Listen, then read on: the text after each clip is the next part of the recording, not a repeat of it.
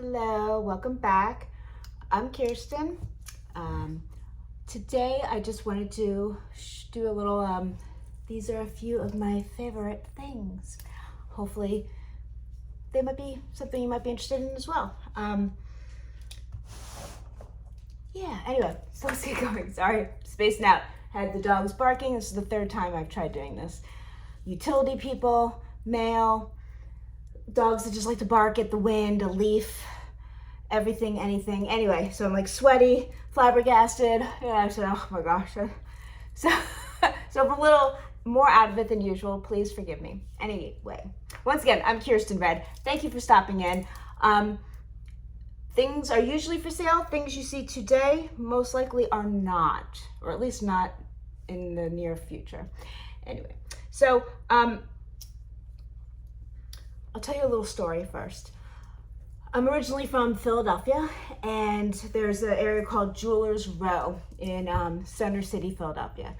It's not Center City, actually, not at all. It doesn't matter. Anyway, and it's an area, and as it says, Jewelers Row. And a lot of these jewelry places, jewelers, are either just to diamonds and, to get like high quality things. Also, there's a lot of antiques and vintage stuff. And generations. So you'll have like 3 generations working together. Can you imagine how that goes? Anyway, but they learned the craft that their fathers knew, that their grandfathers knew, that their great grandfathers knew. Half of them came over, via Russia, or Poland, and, from Eastern European, a lot of these people are, so you have different languages being thrown around in a lot of the shops.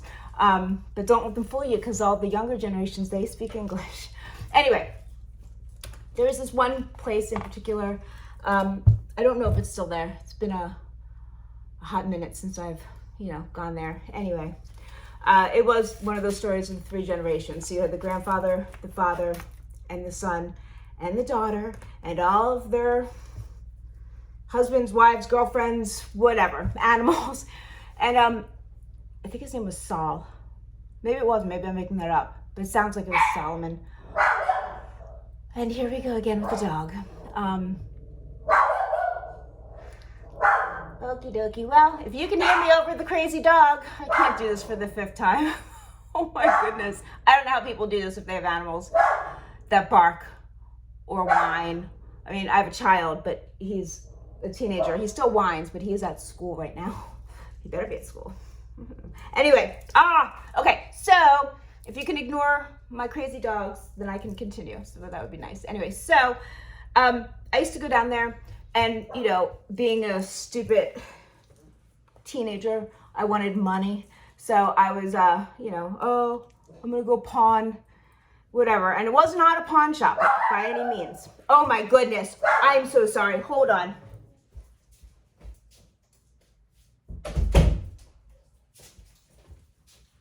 You still there? Okay. I just shut the door. We'll see if that helps. I don't know. Anyway, where was I? Wanted to make money, wanted to pawn stuff. Didn't feel comfortable going to a pawn shop. So I'd go to some jewelers, and some of them would buy stuff, some of them wouldn't. But this one in particular shop, the day I went to pawn, I remember, God, I hope my grandmother isn't listening from beyond. There were little love knot earrings, 18 karat gold with opals. And they were pretty, they weren't so little, to be honest. But at that point in my life, that was so not anything I was interested in, wanted. Things change, people change. Anyway, so I wanted to sell them. I wanted to make money. I needed money for my, whatever it was, my Vans or Doc Martens or who knows. I have no idea. Anyway. So I went in there, and the grandfather sat me down, took my hands and sat me down, and he lectured me. He lectured me and taught me my lesson, a life lesson, that things are just things. Absolutely. Okay. Number 1, they're just beautiful things.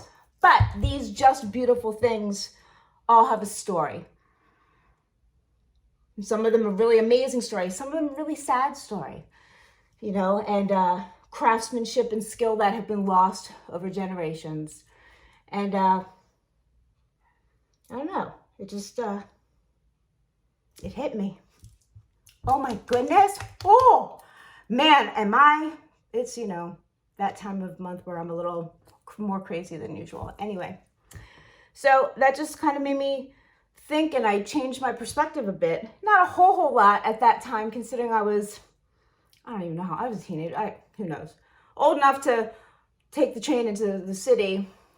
So 14, 15, I'm not sure. Anyway, and, but that stuck with me. And, I moved around a lot. I moved different countries. I traveled. And I remember when I moved to New Orleans, it was the first time that I actually physically felt.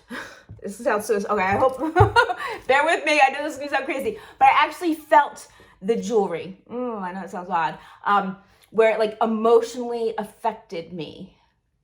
Yeah, like it was, I don't know. Oh, it sounds so weird, but it's true. It really is true. It really spoke to me in ways differently than a cool jacket or a purse or a t-shirt or whatever, where I needed that.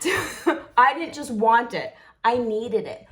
That piece of jewelry needed me to take it and re-love it and cleanse its aura or whatever you believe in or whatever, So that's when my love of certain type of jewelry came about, more of a vintage feel, as opposed to keeping up with the Joneses and need to have Cartier and Tiffany's, and that's all lovely and great and all the power to you. I still like some of that stuff. I would not turn away a lot of that stuff, okay?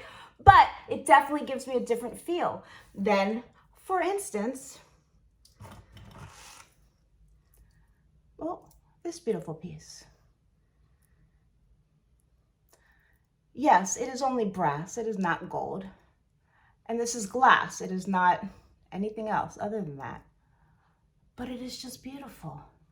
And it talks to me. It tells me a story. This is the Czech Republic. And it's carved in an Asian style. It's just beautiful. Beautiful, pretty thing. So I had to have this. I didn't just want it. I needed it. And it needed me. Weird, I know.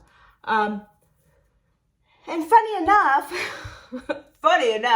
at the same time I got that, I found this beauty. Now she's severely damaged. These are not real pearls, and the paint is chipping off. But you know what? I don't care, because she's lovely. She's just so pretty. She's got, screw clasp. Can I open her? Yeah.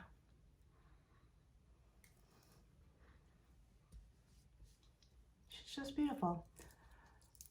And now I found out a place that I can get a little kit and I can actually fix this, which is pretty cool. So I might. I'm not sure yet. Maybe if I was ever to sell it, I would, but she's also brass. Okay, so then let's see. A time later, my mom, she loves jewelry, but in a different way than me. For sure, totally not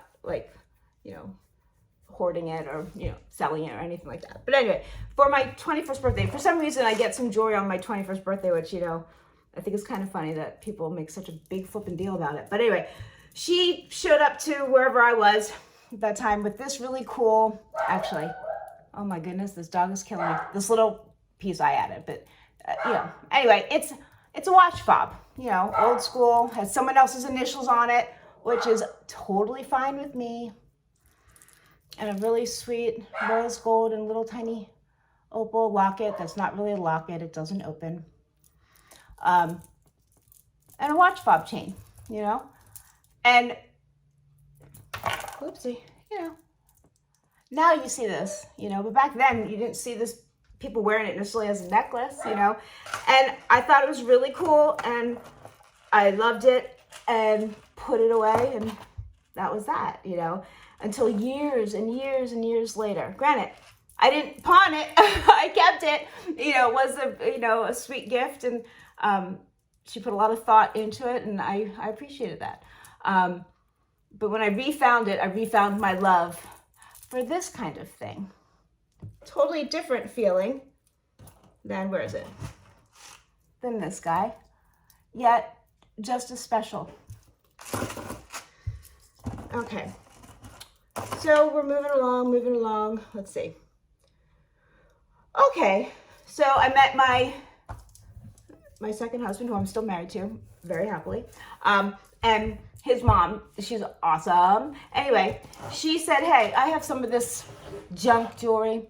You want to go through it? This was, well, my kid's going to be 15 this week, so this was 16 years ago or something. And, you know, one man's trash is another person's treasure, right? Did I say that right? Anyway, so this trash was in there, and I couldn't believe it. Sterling silver. It is from the Czech Republic. It is marked from the Czech. And it's also glass. It's not, I tested it with my crappy new Presidium, which I think I'm returning. Anyway, it's beautiful. And it opens down low. And to her, it was just something that whenever it came upon her in the 50s, 60s, I have no idea, you know, it just got thrown into her junk jewelry and then was given to me. Okay, so I don't even know where I am next. Well, doesn't matter, we don't care. So I started buying, like, you know, big old bundles of jewelry many years ago. Oh my gosh. I want to say I started buying, you know, not auctions, but like, you know, the big bags that you would find or big jars or whatever. I started buying those, I want to say 12 years ago, about that, maybe 13 years ago. Anyway, this was one of the first scores that was in one of them that I couldn't believe. Now, okay. It's lovely here. Also brass from the Czech Republic, made in a traditional Asian with all the filigree. It has a lovely bird. I mean, someone changed the original clasp out, which, you know, kind of sucks, but whatever. It works. I have really crazy long hair. If I ever were, you know, no one can see it anyway when it's on. So lovely. So this was like, this is what got me hooked in buying mystery bags, bundles, whatever you want to call them, jars. This is one of the things. It might not be valuable material-wise, but the history is there. The beauty is there. The craftsmanship is there. It's just lovely, you know? Anyway. Oh, and then Gina Gay. She also is on YouTube. Check her out, Gina Gay. She's awesome. She's wonderful. She's a beautiful woman. Has incredible jewelry, incredible taste. Yeah, anyway, she was, it was doing an auction, and lo and behold, she was selling this. And, you know, I probably overpaid, and I don't care.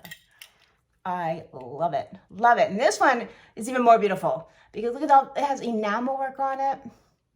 It's in the silver tone. Oh my gosh. I mean, are you seeing a theme here? You know, I kind of like a certain look. Anyway, so yeah, I had to have it. I usually try to be kind of good when it comes to these online auctions because it's really easy to get carried away. But I didn't give up. You know, I wanted it, and I didn't just want it, I needed it. So there you go. And of course, mind you, I never wear any of these. Well, that's not true. Occasionally. I don't know why. Maybe I'm afraid that something's going to happen to it and they're just too precious to me, which is stupid because the original lesson is they are just things and it's not going to do anyone good, I know, sitting in some beautiful vintage case that I like to keep things in some secret compartment, in a secret stash area that's padlocked and coded and whatever. You get my point. So I'm trying to get out of that, you know, can look at it but can't touch it phase, which I've been in for many years. Anyway. Yeah, anyway, so then this is one of my more recent, well, okay, Gina's is fairly recent, like in the last, I don't know, like her second auction maybe. I don't know. So whenever that was, a month ago, 2 months, I don't know. I'm not good with time. But then I saw this beautiful, beautiful necklace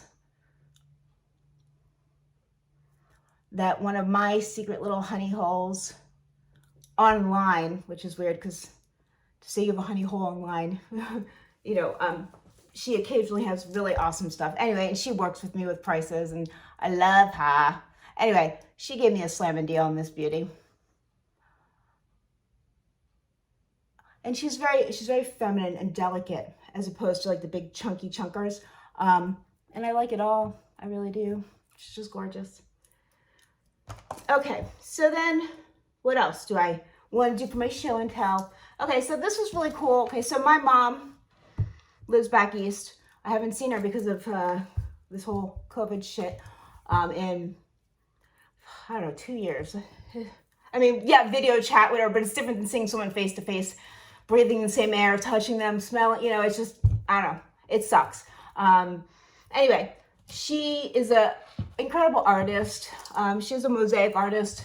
She's in a weird space right now, but her work is pretty incredible. Maybe sometime I'll show you some of her things. Anyway, she's been in books. She's been all over the place. Anyway, she loved these earrings that she had.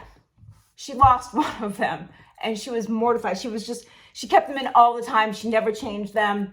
She has super short red spiky hair. Like, she's crazy. Like that artist looking with big glasses. And, you know, that's my mom. Anyway, so she had this one flippin' earring that she was so pissed that she lost the other one. And I was there visiting years ago. And we went to her jeweler with this one earring. And they sat down with me and they designed a necklace for me, of all people. Like, I couldn't believe it. So this is not costume, but so anyway, it's all platinum and diamonds. And this little tiny flower part is the earring that was the lone soul. And then they designed the rest of this for me. And I literally wore this every single day, never took it off, slept in it, blah, blah, blah, until I had some health issues and had to get a lot of testing done. And you can't wear a lot of stuff in machines, hospitals, and whatever. Anyway, and then sometimes I feel claustrophobic. I just, oh God. So, necklaces and I, as much as I love looking at them, I feel like they're killing me. Literally, like I feel like I'm being strangled to death. Oh my God. Okay, so I have a thyroid issue along with many other ones, but many people have thyroid issues. So, you know, it is what it is. But I'm curious if anyone else out there has thyroid issues. Do you ever feel like you're actually being strangled by wearing a necklace? Like any necklace that is like, you know, kind of around here, like it suffocates me. I know it's psychological. It's not actually suffocating me, but the small amount of pressure, it drives me insane. And with my, I don't know if you've noticed, my little bit of OCD and my ADD, I hyper focus on it, and I can't deal. I just can't deal. So ever since some of my health issues came about in full on blast, I put it on, and it literally, I think my mother's killing me. Oh, I love you, Mom. Anyway, so yeah. Okay, so another one of my obsessions, you know, you're getting to know me, so okay, are Thai princess rings. Okay, this is such a weird obsession. But like, I just sold like 2 of them or 3 of them because I had to get rid of some because there's no reason at all to have more than 1 or 2, maybe 3. Because they can be different, like these 2 are different. Okay, this one fits me. This one's way too big. This one is all rubies. This one has multi-gems. Yeah. This one is 14 karat gold. This one is, I think, 10. I don't care. I love it. Anyway, they're beautiful. And I don't know why I love them so much, because I also like the complete opposite of this stuff, like super modern, slick, simple. But there's history, there's stories, and these are both vintage ones, where you actually can take them apart. There's a little screw on the inside, and they're made in layers, like a tiered cake. And they're all screwed together, which doesn't really honestly make for a very comfortable ring, to be honest. Like, you know, I don't know, maybe you can see it. Let's see. Can you see? I don't know, there's a little screw in there. and the screw hangs down. Now you can take it somewhere. I would not advise you to do this alone, and shave it down a bit. I have done it, but I have the tools to do that. And even though I have the tools to do it, and I kind of know what I'm doing because I know how to make some jewelry, I'd still be afraid. You don't want to heat these up. The stones will just burst. So you can take them apart, and it's kind of cool. I mean, to see the actual construction of the ring. And a lot of vintage ones are made like that. I don't know about new ones. I don't think I've owned a new one. There you go. See, there's always something out there. Anyway, I just wanted to show you a couple of my favorite things, and some of the history behind them. I don't know, there's something endearing about every piece. Even, I don't know, you would think I'm in my jewelry room that I would have something just stupid and basic. Okay, even a pair of whatever, little alpaca earrings. They're from the 70s. You know what? These have a story to tell. I bet you. Oh, I bet you these have a story to tell. You know what I mean? Like, I don't know. There's just something. I have stories. I have haunted jewelry stories. Yes, I do. My wedding band, that was my husband's grandmother's, that I can't wear because every time I wear it, my finger starts aching and throbbing, and like to the point where I'm like in pain, like I have to ice my hand. Interesting, isn't it? I don't know why. Maybe she doesn't like me. I don't know. No, I think it has something to do with she had arthritis. I have arthritis, and it flares it up. I don't know. It's just one of those weird things. So I'm not really sure what my whole point is, but my point is, things are just things, but they do have stories, just like people have stories. So please love and respect everything and everyone. Anyway, once again, I'm Kiersten Red. If you need to email me, would like to purchase something, or would like to see my stuff that I do sell, I sell on Poshmark, and my Poshmark handle is Poshmark@Bubby'sBling. I don't know, can you see that? Bubby's House of Bling, Poshmark@Bubby'sBling. Also, I can be reached at KirstenRed56@gmail.com. I'll have this stuff in the description area, whatever. Anyway, I hope you're having a great day, and love one another. Okay. Au revoir.